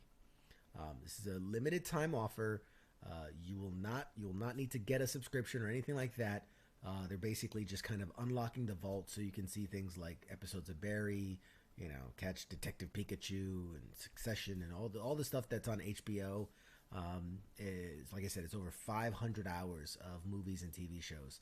So, you know, every week I try to update you guys on you know, where you can, especially now in these times where you can get, you know, some free stuff to watch. I mean, there's only so much time, so many times you can watch Tiger King in a row. You know, you got to mix in some other stuff. So do you really have to? you have to. You'll end up like Carol fucking Baskin if you don't watch something else. You'll go nuts. You watch you watch HBO stuff, right? Yeah, I do. Any favorites on HBO? Probably Deadwood. Deadwood. I don't know. I've watched Deadwood a lot. It's really close. The actual town is really close to where I live. So yeah, I actually I drive through that town like 300 times a day. Seems like, but yeah, that's really. What's some other ones? Sopranos. I watched Sopranos a couple times. I think everyone has. That's kind of a rule. You had to. Game of Thrones. Are you a big Game of Thrones guy? I haven't seen a single episode of Game of Thrones. I don't know if Meeks heard me say that. She gets so mad. Whoa! I haven't seen a single episode of Game of Thrones. Yeah. See, people calling out Game of Thrones. Yeah, I don't know if we can be friends anymore. I don't know. I never got into it. Never started. And if we get furloughed or whatever, it's kind of been on the radar. Yeah. You know, but it's kind of also there's been a lot of other things that we've decided to watch in front of it. So yeah, I mean, here's the thing. It's are you late to the party? Sure. A little bit. But I would highly recommend it. I think it's really, really good television. A lot of people weren't so happy with the finale and how it wrapped up the show and all. I heard. But the large majority of the show is just kind of must-see TV, man. There's some messed up stuff. There's a lot of messed up stuff. Like, especially if you like Tiger King. It's a fantasy version of Tiger King, if you can believe me. All right? Imagine Tiger King, but now there's like dragons and sword fights and siblings sleeping with each other and yeah, bastard off children and ice monsters and things like that. It's like that. Well, you're selling it right now. That's what I figured. That's what I figured it would take. You know, ice zombies and dragons and you know, tree folk and all types. I don't of craziness. think I'd hate it. I really don't think I'd hate it. It was kind of one of those deals. I really wasn't introduced to it until you felt like it was too late, like you missed year. the bus. Yeah. Like he was like, oh, well, it's already happening, and I don't want to be behind. I mean, yeah, now that the craze is over, I think this is a perfect time to be like. Trust me, it's one of those shows where you'll start watching it, an episode or two in, you're like, it's all right, it's okay, and then next thing you know, you're like, oh my god, I'm on season 5, and I got to keep going, and like it just drives on itself. I that's a show I could definitely recommend. Obviously, like worldwide craze, you know, I can recommend it. take a shot. Most people enjoy it, but all right. So there you go. Now would be the perfect time. HBO Go and HBO Now are free, and I'm sure Game of Thrones is a big part of it. I've got one of them. Whatever one is, you get on Amazon or whatever, and you pay like the extra. I think it's like $5 a month. Yeah, I think that's the HBO Now. I think. Sure. Go, I think, just came out. I don't know. Whichever one is on Amazon, like an add-on to Amazon, I have purchased. There you go. So, well, you got it then. yeah, I use it, but I pay for it. All right. It's Moving over. on. All right. So some movie news. Movie news, man. Oh. This is my happy time. This is my happy time because we're gonna talk Marvel movies. Okay. Obviously, I have been heartbroken with the fact that a lot of movies have gotten pushed. And I'm a movie file. I love movies. I love the escapism of it. I love the storytelling. I love all that. And so, before we get into Marvel stuff, how about this? I will say that the latest news is that Milan, which was already supposed to have come out, they finally decided on a date. It'll be July 24th. So, I mean, they're really hedging their bets that this is all going to be cleared up and done by July 24th, which I think is a pretty ballsy move. But I guess, Disney really wants to get people back in theaters. So this will be in theaters July 24th as of right now. Also, Morbius, which for those that know is the Sony Pictures Spider-Man spin-off side villain story, kind of like Venom. Morbius, which was scheduled, I think, was to come out in May, has been officially moved to March 19th of next year. So that is a very large push, especially considering that, like, I think it's Venom 2, which hasn't even finished filming. Like Morbius is done filming. It's done filming. They've already released the trailer. It was going to be coming out. It was either April or May, and they're pushing it all the way back to March. Whereas Venom, which was only about 2 or 3 weeks into shooting when it shut down, will technically be released before Morbius.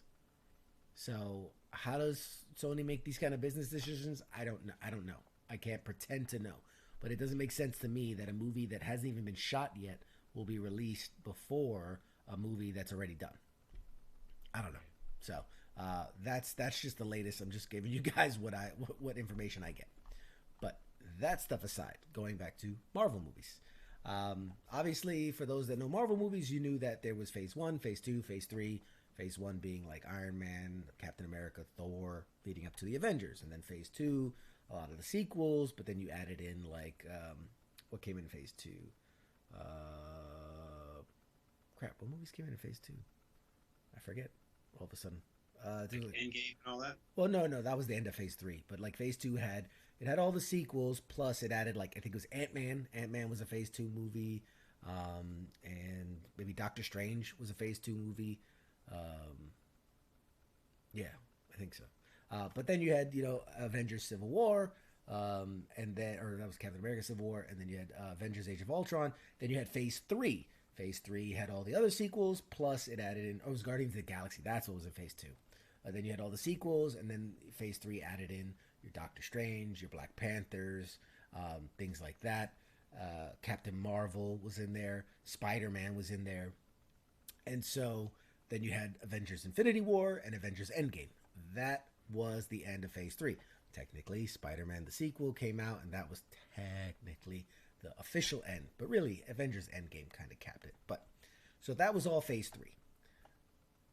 Marvel has been pretty quiet about what it was going to do for Phase 4 until a couple months ago when it announced like all the movies that were going to be coming out. A lot of which we knew, right? We knew that there was going to be a follow-up to Black Panther and a follow-up to Doctor Strange and a follow-up to Captain Marvel. Like we assumed all that stuff. Only like the big guys were out of contracts, like your Captain America, your Iron Man, even Thor is getting a sequel, one final sequel. So that was all kind of set in stone as the after Phase 4. Now the first movie of Phase 4 was set to be Black Widow, which is funny because it technically takes place like after Civil War, but before Avengers Infinity War. So it's like a movie that takes place before where we currently are in the timeline, but it's a Phase 4 movie. Whatever. Neither here nor there. But that was set to come out, obviously, supposed to come out in May. Heartbroken that it's gotten bumped. So it has officially found its new home. It will land November 6th, which was when the next movie was supposed to come out, which is Eternals. Eternals was going to be another Phase 4 movie set with this crazy big cast and telling this whole big cosmic story about the Marvel Universe. But that was supposed to be Eternals. A time slot was November. Now Black Widow's taking November, and Eternals is getting pushed all the way back to February of next year. So, in order, how it's going to be released is you got Black Widow coming out in November 6th.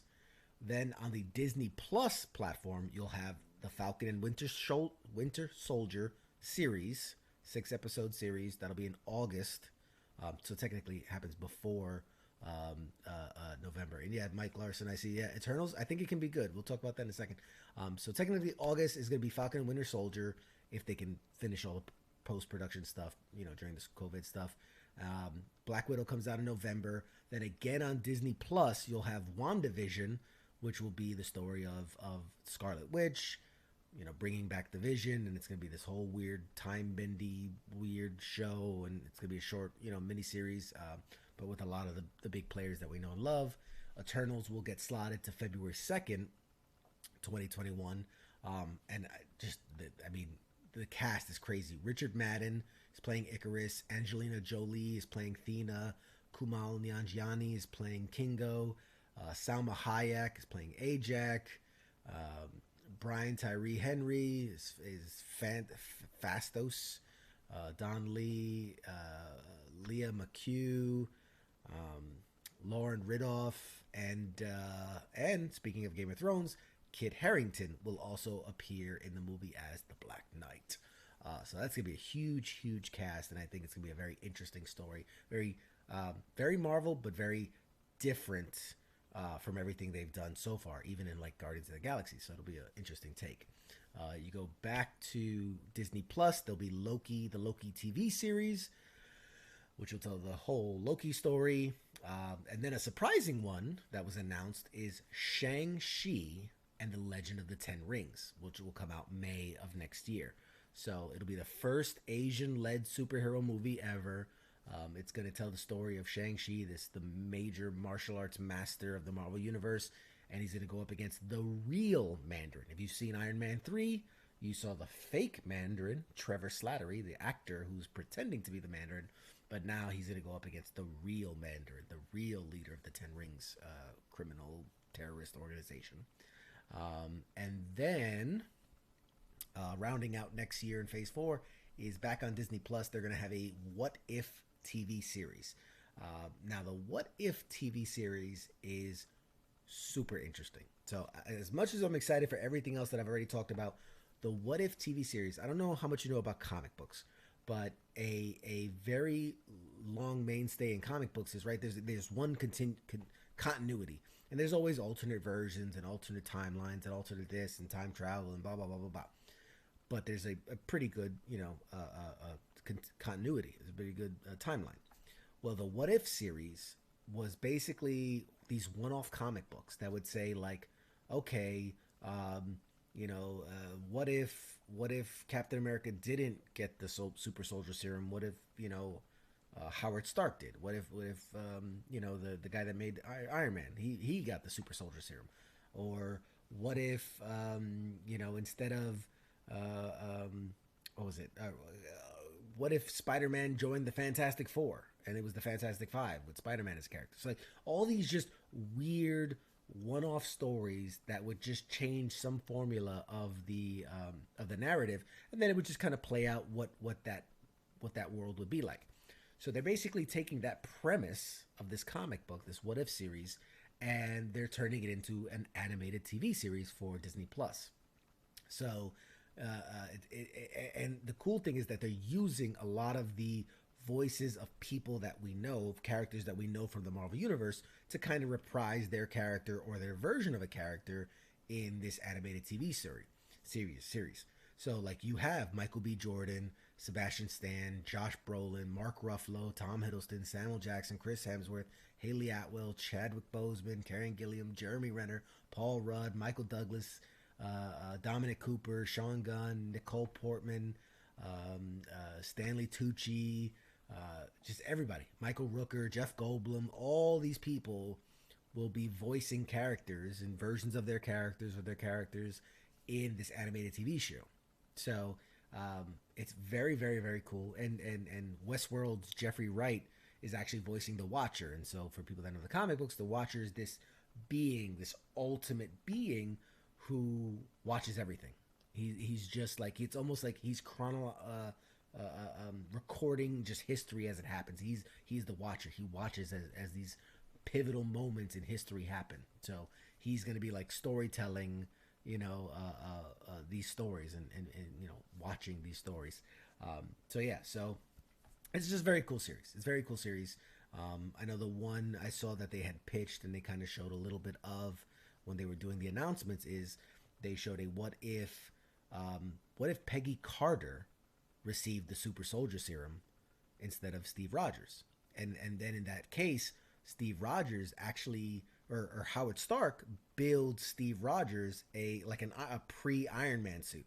So it becomes Captain America, or really it was Captain Britain, as Haley Atwell's Peggy Carter.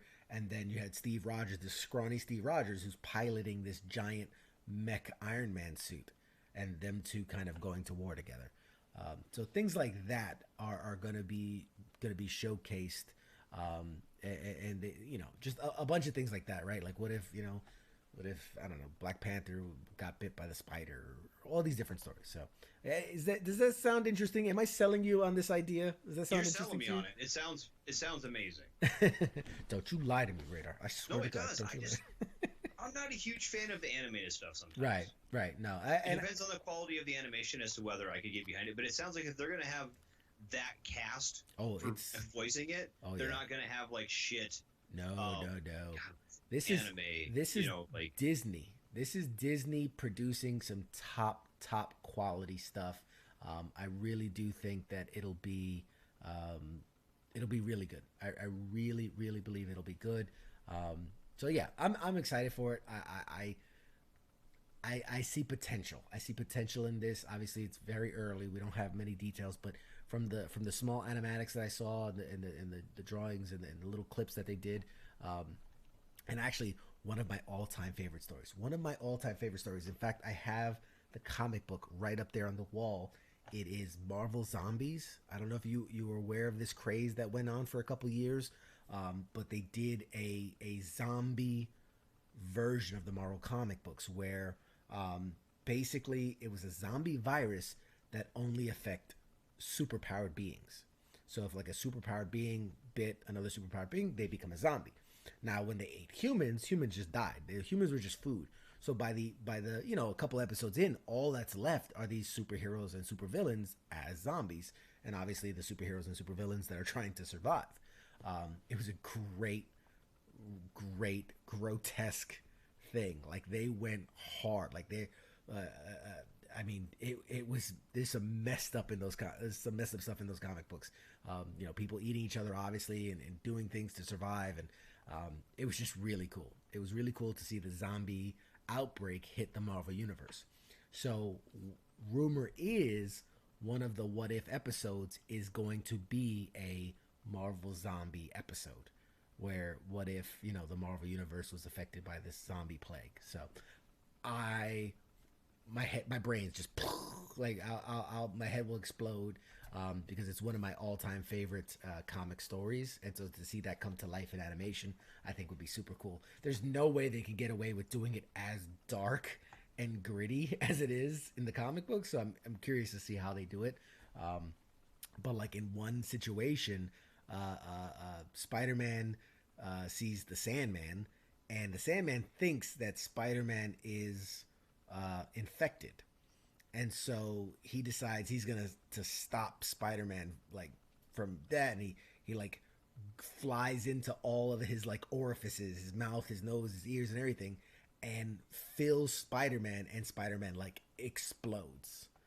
And you know, and then obviously Sandman's like, oh my god, I finally did it, I finally killed Spider-Man. And like, it's just messed up stuff like that, just super dark messed up stuff. And yeah, if you're gonna read any comic book, I think you'd enjoy that one for sure. That it's a really messed up one. So anyway, back to movies. I'm geeking out over here on my comic books. So yeah, so those movies kind of wrap up phase 4 of the Marvel Universe. Actually, no, sorry. There was 3 more I missed. Spider-Man, because they're going to do a third one. They worked out the deal between Sony and Disney. They're going to do his third Spider-Man. That's July of next year, followed at the end of next year by Doctor Strange in the Multiverse of Madness, which I think is going to be a really, really cool show. So that'll be November of next year. And then you'll have a Hawkeye series on Disney Plus. And then the last movie of phase 4 of the Marvel Universe will be the finale of Thor, called Thor, Love and Thunder. And that'll be February of 2022. I thought it was Thor Thunder Down Under. More Thunderer Down Under. No. That movie is going to be insane. There's so, like, the funny is that movie is like the furthest on the horizon of movies that are coming, because that's like February of 2022. But like, they've already talked a lot about that movie. Christian Bale's gonna be in it as a villain. You know, Natalie Portman's gonna become Worthy and become Thor. Like, it's a bunch of crazy stuff. So I'm excited to see that. And I see a question came in: are they doing another Spider-Verse movie? I can confirm yes, but I'll talk about that in a second. I'm going to wrap up the Marvel part, and then we're going to get to that, so hang on. What was I saying? So yeah, so that wraps up phase 4, and then so far the only thing, like, we know certain things are coming, like Ant-Man 3 and a bunch of other movies that we know are coming, but they haven't been confirmed yet. Guardians of the Galaxy 3. So the only things confirmed for phase 5 that have actual dates are Black Panther 2, which will be May of 2022, and Captain Marvel 2, which will be July of 2022. So those are the only 2 movies that have confirmed dates for phase 5 of the MCU. So mark your calendars now, because it's going to be a busy couple years. Once this COVID gets rid of, like, they're going to be pumping these movies out hard and fast. And so since someone brought it up, I'm going to talk about it right now. Sony has officially announced Spider-Man Into the Spider-Verse Part 2. I think it was everybody who's seen that movie. Which, you got kids. Did you see the Spider-Verse movie, the animated one? The kids saw. I saw parts of it. Yeah, it's great, and not just. I'm not saying that as a comic book fan. I'm not saying as a Spider-Man fan. Like, it's a really good movie. It's a really, really good movie. I highly recommend it for those people that haven't seen it. But if you saw the movie, you loved the movie. I mean, really, I've never heard anyone say a bad thing about that movie.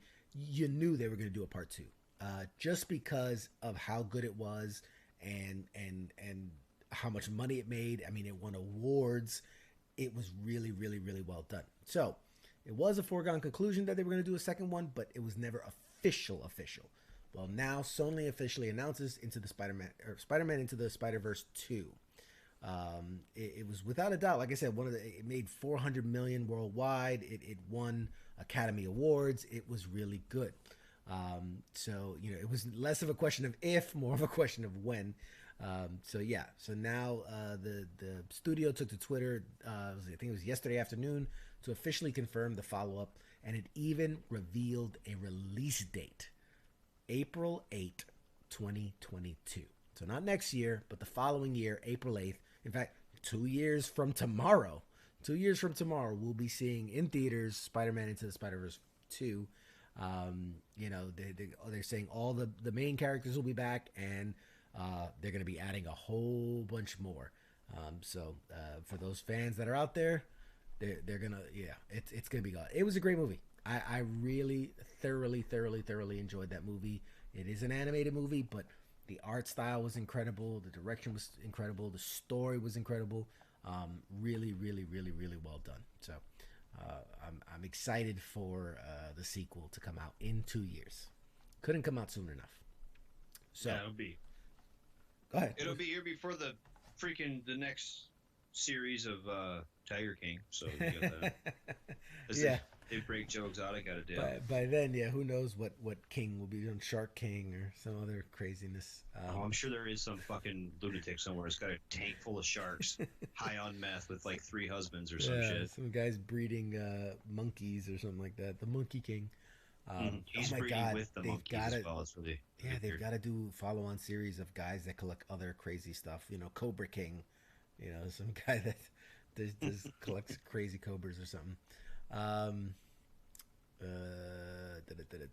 Oh, so and this is funny because this is kind of something I think we've talked about multiple times over the last few weeks. When I kept saying that, like, at the very least, through all of this, I really hope it means there's a renaissance of good stuff that comes out, right? Good quality product stuff that comes out. And I've said this multiple times across the episodes. Well, it's funny, in an interview I just read, so the director who was supposed to be directing, he directed the first Doctor Strange movie and was supposed to be directing the follow-up until he parted ways, a guy named Scott Dickerson. He went on the record as saying that he believes that all these delays will lead to better movies. He was talking the comments over. So he left the movie that he was the follow up that he was supposed to be doing because of creative differences and some slight public disagreements with the studio, yada yada yada. But he said that he went on record saying that, you know, with all these movies getting pushed back, that's going to give the filmmakers more time, the production people more time, the effects people more time, and it thinks that it's really going to make everything better. He says that everything on the entire Marvel slate got moved back at least a couple months. So with all that time to readjust, he argues that this will help refining a vision, and it's gonna improve everything on both sides, right? It's gonna improve the storytellers, the creative people, and it's gonna improve things on, you know, the effects and the sound and the acting. He's quoted as saying the pushing of all these big tentpole release dates will increase their overall quality. More time for script and production, design, development. He said Blade Runner. Look at Blade Runner. It looks so amazing because Ridley Scott and his team took a year during the 80, the 81 actors and WGA strikes to perfect the visuals. So it was during that strike time that they were perfecting the movie. You know, we'll see. I mean, only time will really tell. But it kind of makes me pat on myself on the back where I'm like, that's what I thought. I thought that, you know, with all this extra time, you know, they'll hopefully put the time and attention and make it something truly amazing come out of it, right? Like we see some really good stuff come out of the Marvel universe and all the others. Like I want to see improvements everywhere across the board, as well as Marvel movies, of course. So that's that. But what do you think? You heard it here first, right? You think he heard my thing and he was just backing me up? Is that what you think? It could be. But he's not wrong. I don't think we're wrong at all. I don't think you're wrong on this one, but it's going to be fun. Yeah. It's like I said, there's so many different aspects to our lives that are going to be changed from the Holocaust. But I mean, Holocaust, I like that. That's good. But I mean, it's gonna be fun. But this is just one of those aspects, and you know, like you said before, pop culture mirrors, you know, our lifestyles and our lives and what happens, and it shapes both of those kind of shape each other. So this is going to be a case study where you can watch them grow together. Yeah. So hopefully, you know, when we talked about it, that they actually do take some of that to stock and make things better. And hopefully I'm sure the writers are going crazy right now. All they can do is just sit around and be bored, right? Yeah. Like they gotta be putting out some good shit, hopefully, or they're just trying to beat Tiger King. I don't fucking know. Yeah, they're just stuck on Tiger. We're gonna get a lot of shows that like have meth characters and Tiger people characters all of a sudden. No, yeah, I really truly agree, and I believe that we'll see something come out of it. Do you think like the next generation of kids, they'll call them the quarantines? I hope so. Is that, somebody told me that earlier, and I was like, oh, that's great. I love that. All of a sudden, 9 months from now, just there's hundreds of thousands of babies more than usual being born. The Generation Q, Generation Q, right? Good for quarantine. That'll spawn a whole baby boom. But all right, yeah. So what else? Okay, so here's an interesting one, and I hadn't heard anything about this until all of a sudden I had, and I don't think a lot of people. I really don't think a lot of people have heard about this because obviously I'm a comic book aficionado. I love the comic book movies and everything. So all right, that an Aquaman man came out, right? I'm sure you heard about it. Mm-hmm. It was rather successful. It did well for a DC movie.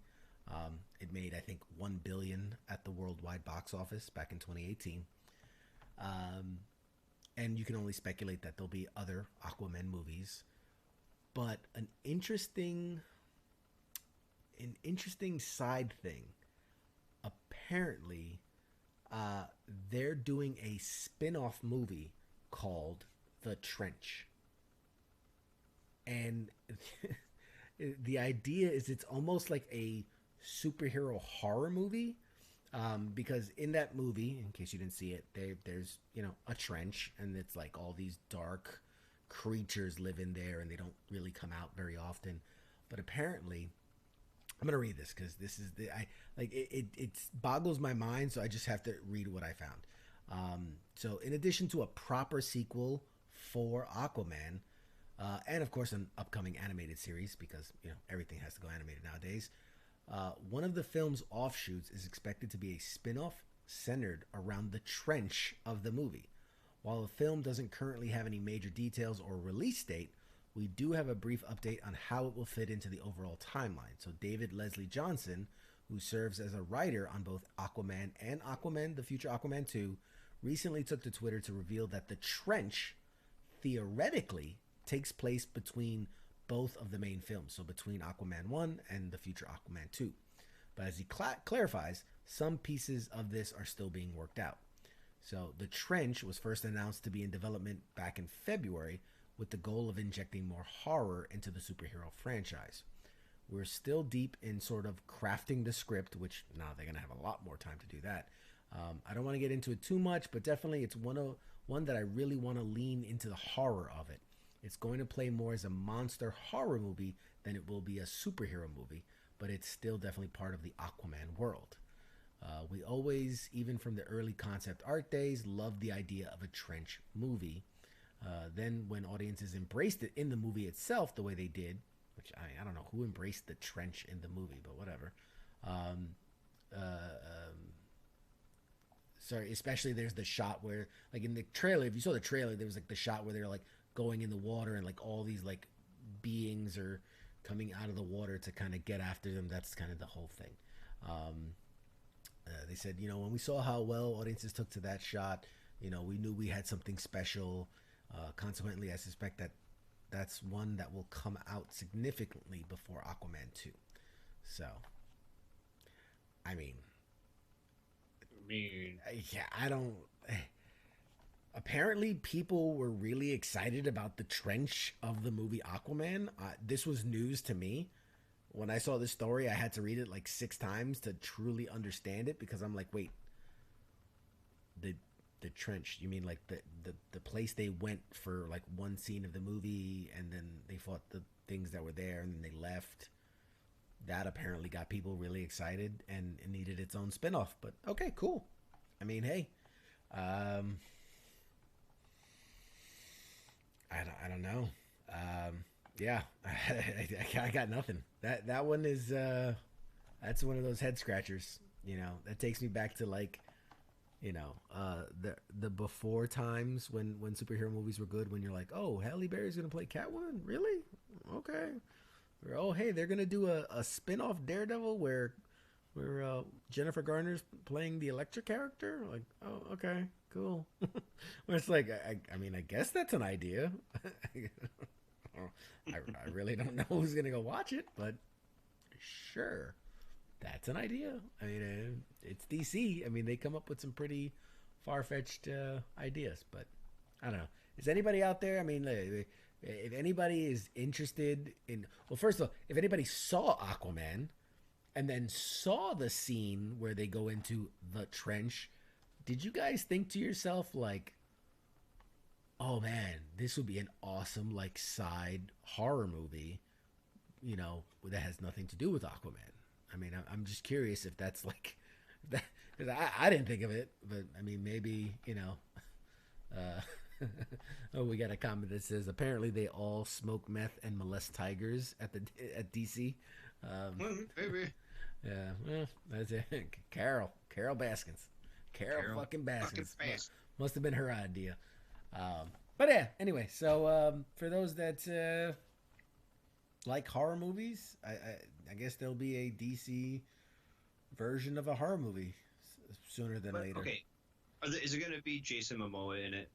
Is he going to be in it? I mean, it's all they've said is that it takes place in the Aquaman world, and that reportedly will take place between the Aquaman movies. I would assume he's going to have some kind of cameo in it. I mean, I don't know. I can't fathom, you know, because, you know, the depths of the ocean. I'm punny. I can't fathom what it's gonna be about. I mean, I get that they're saying horror, but if it takes place underwater, like, is it like a crew on a submarine gets sunk in there and I don't know. Yeah, I don't know. Mike, Mike Larson says it's kind of like Brightburn. Yeah, so Brightburn was if you took the Superman mythos and made it a horror movie. So like he, you know, obviously he comes to Earth as a child in an alien spaceship, and he gets the family and the farm, but instead of being good, he turns out to be this little fucking crazy serial killer with superpowers. So yeah, if you like horror movies, that was an interesting take. You know, it wasn't a bad movie. It wasn't. There was rumor that they wanted to start like their own little horror hero franchise where like he's the Superman equivalent, and that there would be like a Wonder Woman equivalent, and there'd be like a Green Lantern equivalent, or like different versions of superheroes, but they're evil. And then they were going to start like a whole little evil Justice League or something like that. I don't know. I don't think that went anywhere with that, but they definitely laid little seeds for it. But yeah, that's a whole side conversation. I do have one last bit of news, and this is interesting to me. And this kind of actually goes in the vein. Now, you know, we're talking about all this DC stuff. This is actually kind of in the vein of it. So, Ezra Miller is the actor playing the movie version of The Flash. So, along with, you know, Henry Cavill's Superman and Jason Momoa's Aquaman and Ben Affleck's Batman, who's not Batman anymore. But Ezra Miller was the Flash, and was supposed to be coming out with a Flash movie at some point. Still waiting to hear about that. Well, recently, and this was late Sunday night, so 2 nights ago, Ezra Miller appears to have choked a woman at a bar in Iceland, in Reykjavik, Iceland. So there's video, and I was going to link it, and I was going to post it. And I was like, you know what? If you want to see the video, you can I'm sure you can just Google it and find it. But it's a very short video. It's like 7 seconds. But you can see Ezra Miller, and you can see this lady, big smile, and let me read this. So there was some confusion online whether the video was a joke or whatever. Well, a source close to the establishment, which I can't pronounce it because it's in a different language, but the establishment, he's confirmed that this was a serious altercation at the bar, and that the man, who they identified as Ezra Miller, was escorted off the premises after it happened.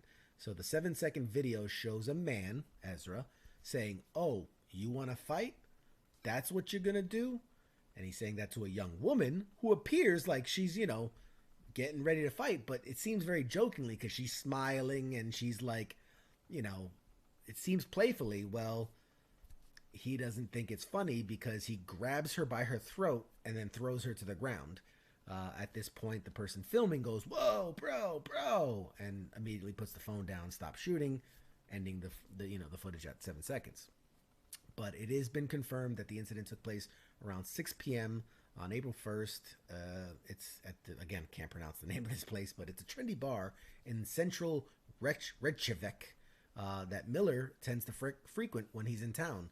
There have been no previous incidents involving the actor, who plays, he was in Fantastic Beast, he was in The Flash, or going to be in The Flash, he was The Flash. But according to the source at the bar, the altercation took place after the individual, identified as Miller, was confronted by a group of very eager fans who, quote unquote, were quite pushy. Things escalated, Miller lost his temper, and we see what happens. The staff escorted the actor off the property, who was obviously very upset and angry, and it is what it is. But it's unfortunate that these kind of things happen.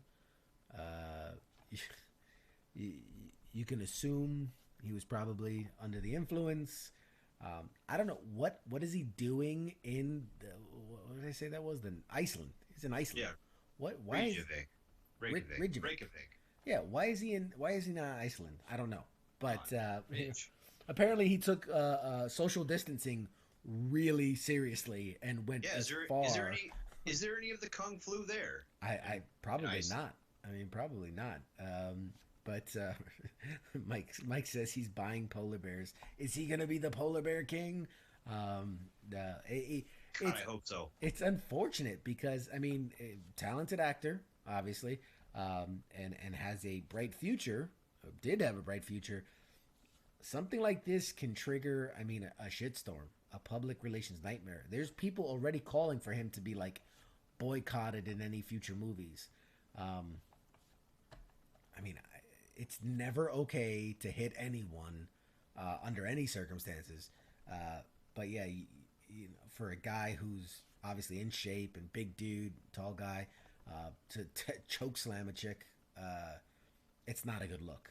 It's not a good look. And people I saw people online talking about how he's in, he's in the snow because it's Iceland, but he's in flip flops, in shorts, in a jacket, in the snow, choke slamming this chick behind a bar, and it doesn't look good.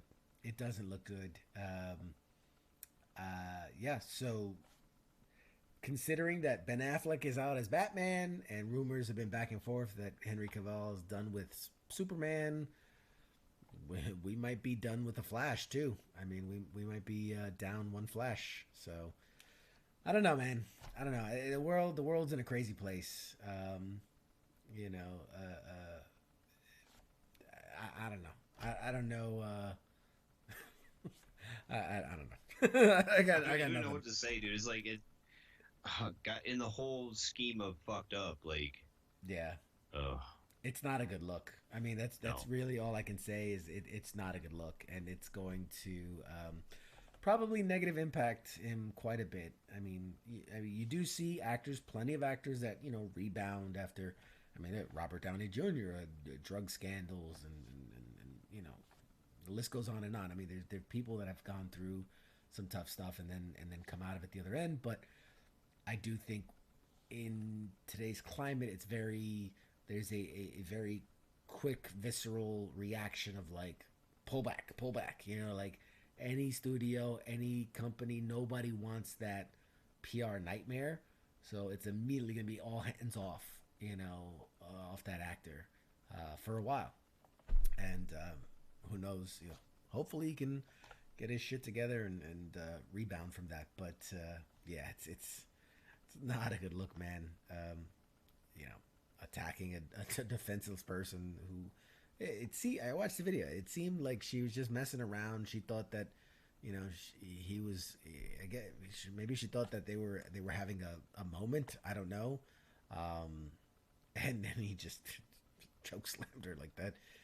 I mean, it's, you know, and apparently he was like, there's, you know, I can only speculate. I can't speculate what was not in the video, but apparently they were saying he's like, oh, you know, you want to fight me, and like he apparently was like lifting up his shirt and like, you see these scars, like I'm like basically he's this tough guy, and like I've been in all these fights, and I guess I don't know. I guess they were all drunk or feeling frisky or whatnot, but yeah, it's just it's not a good look. It's not a good look. So No, not at all. hopefully, yeah, something comes out of it. But who knows? Maybe he's upset that nothing is going on with DC movies as much as I am. Where like you had a good momentum going, and then you know we got Wonder Woman coming out soon, and then maybe Shazam too. I don't know. After that, we don't. We got nothing. The rumors of a Black Adam with the Rock, Dwayne the Rock Johnson playing Black Adam. Rumors that might happen, and we're supposed to be getting a Flash movie and all this other stuff. But yeah, there's nothing. There's nothing. No nothing coming out of that park. So we'll see. We'll see. Hopefully they'll get their act together and get some stuff going on. But anyway, we are at the end. It is the end. We are at the end. So I do have a comedy clip to share with you all. Which thank you guys, everybody, for hanging around. If you're here at the end of the show, I appreciate you guys. You've been awesome audiences. A lot of interaction from the audience. Thank you guys so much for tuning in and as always being a part of the Pop Culture Warrior show. And Radar, I'm gonna let you. This is your time to shine, buddy. Say your how's-its and your who's-its, and give your love to the people and tell them what to expect. Well, I really do appreciate everyone hanging out with us tonight. It's been a fucking blast. Get some Tiger King shit going on. It's been amazing. But yeah, tonight you've been listening to Pop Culture Warrior with CQ and Radar, and then tomorrow is a Donza day off. Thursday you got Soren's time. You got Spanky and Ice talking all things Big Army, National Guard reserves, keeping up with the changes that are coming in every day to the Big Army with all of the sweet and sour sickin'. So keep up with them. They'll try to keep you guys informed on that stuff. And then Friday is a day off. Saturday's another day off. We like to take days off around here. Then Sunday you've got Kicking It with Cause and Al, Team Old over there, hanging out, bringing you some fun, hopefully fun stuff. Monday you've got the Monday edition with Ice and Flash, and then back to Tuesday with us. Yeah, buddy. All right, well, you heard it there, folks. There's a lot of good programming here at WTF Nation Radio. We appreciate you guys being here with us. So, before I sign off, as we do every episode, I've got a wonderfully, hilariously funny video comedy set that I want to share with you guys. I don't want to do too much lead in. I will say this guy is still active duty. He's still serving his country, and he's U.S. Army, sniper, infantry, and just a really, really funny guy. I love this guy to death. We kind of came up together in the comedy circuit. So with that, I'm going to say that guys, stand by. Enjoy this great video from the very, very, very, very funny Shane Grinder. We'll see you next week. Shots. Please welcome to the stage Shane Grinder.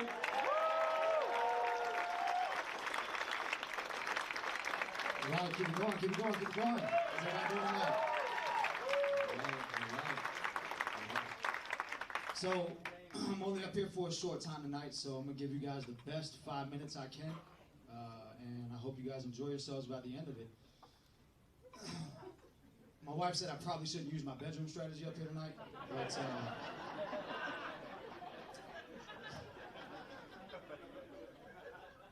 I lied, all right. What she actually said was, if I insist on using my bedroom strategy, then I should tell you guys 2 minutes of strong jokes.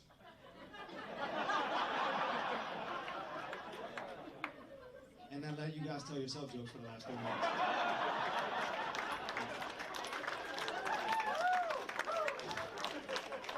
Thanks. Sam told you guys to laugh at that, right? So, no, but like Sam said, I am in the Army. I've been been in the Army for 10 years. There you go. None of that, though. None of that. None of that. Say scuba. Makes me feel better. You know, my MOS for you military folk, for you non-military folk, my job in the Army, I'm a sniper qualified infantryman. All right, so appreciate it. Sniper is self-explanatory. Infantry, it's kind of like the video game Call of Duty, right? Except you don't have a fucking 8-year-old screaming in your headset how bad you suck every time he knifes you in the back. I swear to Christ, if I ever find the PlayStation roll handle, I humped your mom 1999. I'm gonna take a belt to that kid, I promise you. No, but, so right now, my current assignment, right, I'm on an assignment, I'm a recruiter up in Silver Spring. You can hold the booze for later, be in the back. But, so, completely unrelated to that, there's a sign-in roster going around for my fan club. Social security number, boot size, all that stuff. Make sure you guys fill that stuff out. I promise I won't call you later. So, recruiters get a bad rap, right? They do. See, somebody's been a recruiter before, right? We get a bad rap, right? The rap is all recruiters lie, right? Which is just not true, all right? I mean, I lie, right? But statistically speaking, there's got to be one fucking recruiter out there that doesn't lie, right? So it can't be true. But being a recruiter in this area, it's actually really hard to recruit and not lie, right? Because in this area, you know, most people don't want to join. They're either going to college or they're disqualified. By disqualified, I mean they're too dumb. Which is actually really, really impressive for the Army, right? To be too dumb. Initial entry, you need IQ level like high side high school, low side like potato. But sweet potato though. Regular potato's too dumb and the Army has to have some type of standard, right?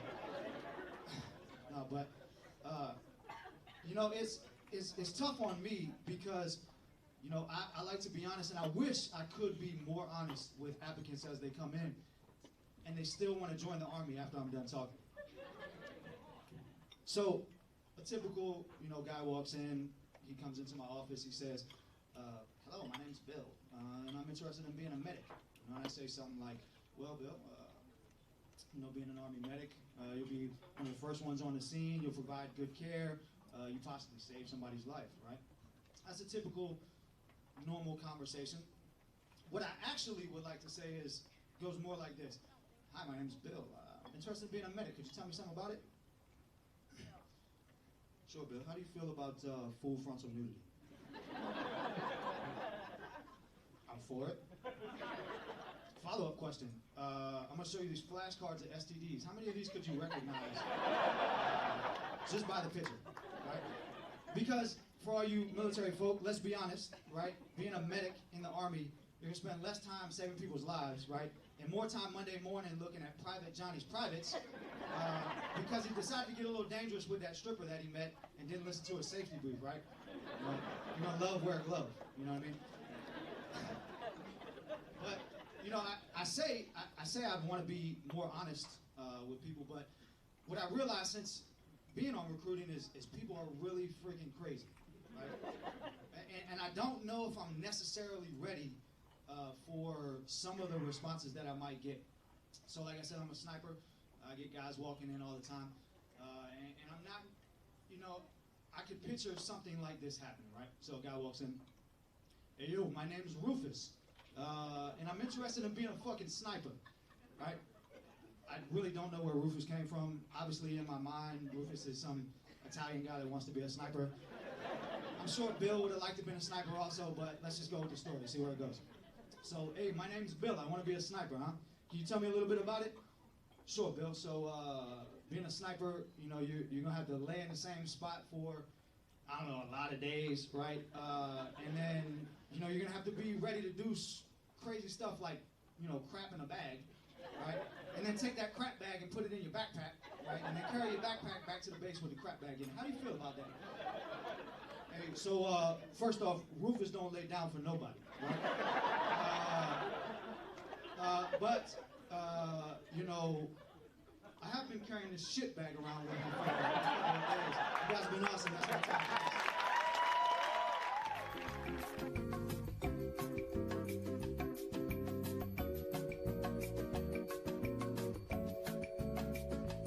time.